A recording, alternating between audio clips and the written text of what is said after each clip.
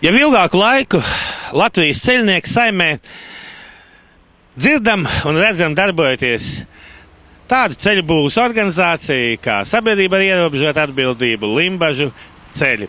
Arī šogad vairāki nopietni objekti.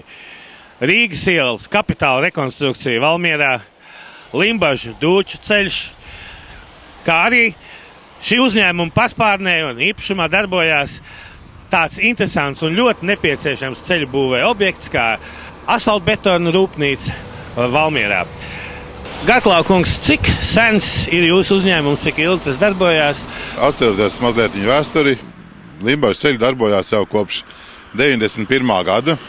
Dibināšanas datums ir 17. jūnijas 1991. gads.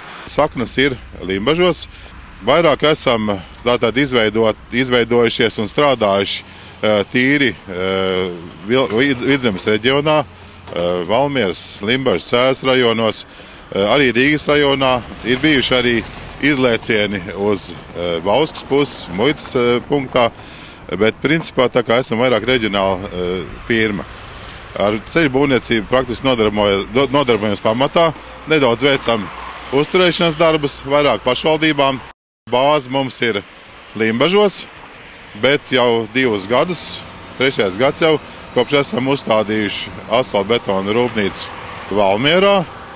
Un patiesībā esam par to ļoti apmierināti, jo tas stingri uzlabo mūsu konkurences spējas reģionā. Presē ir izskanējis un tautā dzirdēts, ka Limbažu ceļi esot lielā būvfirmas Binderas meitas uzņēmums. Cik tā ir patiesība? Jā, tā tik tiešām ir patiesība, un Limbažu ceļi ir meitas uzņēmums Binderam. Un šī te konsolidācija faktiski bija dzīves virzīta. Pat cik mēs esam reģionā un ļoti bieži saskārāmies gan kā partneri sadarbībā dažādos projektos, arī tā paša Limbaži Dūči pirmā posma izbūvē bijām kā apakšuzņēmējs Binderam. Un patiesībā ļoti labi bijām iepazinuši viens otru. Un, kad nāca šis te piedāvājums, sapratām, ka konsolidācija un sadarbība acīm redzot ir viss tas veiksmīgākais, kas var būt. Tas ir pagājušā gadā faktiski noticis ir, pēc šodienas laika atskatoties vistiešākā veidā var teikt, ka tas bija ļoti, ļoti pareizs lēmums un pareiza izvēle.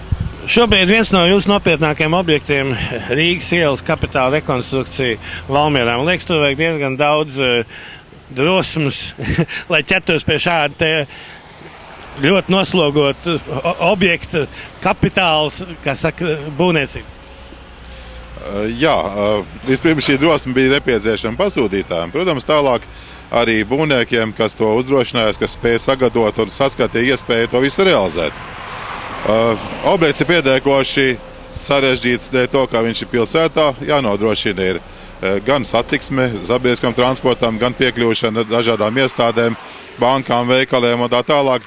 Tas, protams, ierobežo vietējos uzņēmējus, vietējo pakalpojumu saņemšanu, bet ja mēs saskatām, ka rezultātā būs laba, kvalitatīva un labi lietojama iela, tad droši vien tie ierobežojumi tā kā varētu būt pieņemami, saprotami arī sabiedrībai. Tīri pati dzīve, komunikācija izvietojums, sarežģītība, atšķirība no plānotā, no projekta, tas uzliek arī savus laika, termiņa pagarinājumus. Otrs nozīmīgākais objekts - ceļš Limbaži Dūči.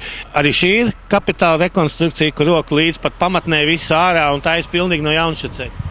Jā, tas ceļu posms 10 km garumā arī faktiski ir rekonstrukcija. Atsevišķos posmiņos izejot pa jaunu vietu, bet principā tātad viss tiek pārbūvēts no līdz, jā, sākot arī ar visām caurtekām, ar ūdens atvadu sistēmu.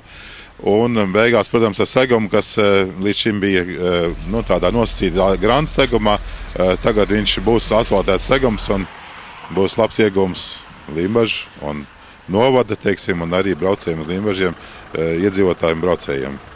Kā arī tiem, kas mēģinās nokļūt ātri un komfortabli uz jūru?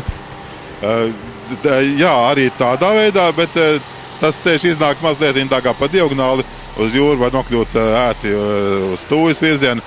Bet ceļš noteikti nozīmīgs ir Limbažu novadam, un tas būs tik tiešām taisnākais un ātrākais ceļš uz Rīgu. Ja šobrīd ir tātad divas iespējas caur Tūju par Via Baltica, gar Saulkrastiem uz Rīgu vai caur Raganas ceļu, tad jau tagad es viņu ļoti bieži lietoju, pat cik man iznāk arī pie viena apskatīt objektu, lietoju viņu, un viņš ir tiešām ātrākais ceļš līdz Rīgā limbažniekiem.